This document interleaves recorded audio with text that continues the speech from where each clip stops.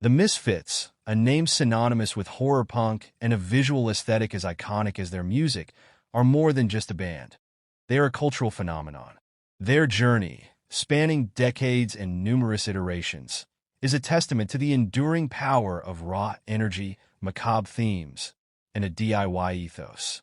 The seeds of the Misfits were sown in 1977 when Glenn Danzig, a passionate devotee of horror films and early rock and roll, teamed up with Manny Martinez, drums, and Jerry Only, bass.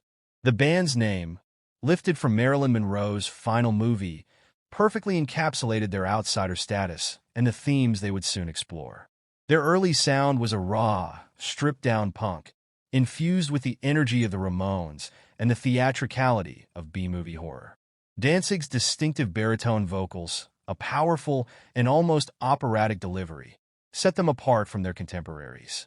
The late 1970s and early 1980s were the formative years of the classic Misfits. With the addition of guitarist Bobby Steele and later, brother Doyle Wolfgang von Frankenstein, Jerry Only's younger brother, the band honed their signature sound, a blend of breakneck punk tempos, catchy melodies, and lyrics steeped in horror, sci-fi, and violence. The band's DIY approach was evident in everything they did. They booked their own shows, produced their own records on the Plan 9 imprint, named after Ed Wood's notoriously bad film, and created their own unique visual identity. Their iconic Crimson Ghost skull logo, lifted from a 1940s horror serial, became an instantly recognizable symbol of rebellion and macabre cool. Key releases from this period, such as the EPs Bullet and Horror Business, and the full-length album Walk Among Us, showcased the band's evolving sound and cemented their reputation within the burgeoning hardcore punk scene. Tracks like Last Caress, Night of the Living Dead, and Attitude became anthems for a generation of misfits, resonating with their outsider status and offering a darkly humorous escape into a world of monsters and mayhem. However, internal tensions and creative differences began to plague the band. By 1983, the classic lineup had fractured, with Danzig departing to form Samhain and later his eponymous band.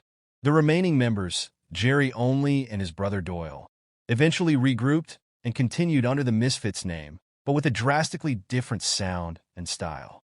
This second era, dubbed the Modern Misfits, saw a shift towards a more metal-influenced sound and a less cartoonish, more overtly aggressive approach.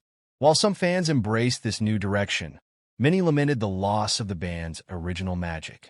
The late 1990s saw a resurgence of interest in the classic Misfits.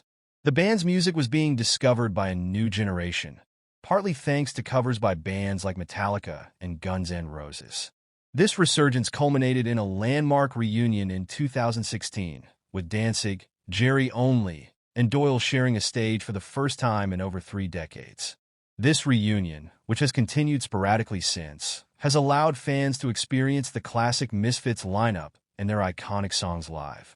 The Misfits' impact on music and culture is undeniable. Their fusion of punk rock and horror imagery laid the groundwork for countless bands who followed. Their visual aesthetic has permeated fashion and art, while their DIY ethic inspired a generation of independent artists. They carved their own niche, proving that a band could be weird, macabre, and incredibly influential.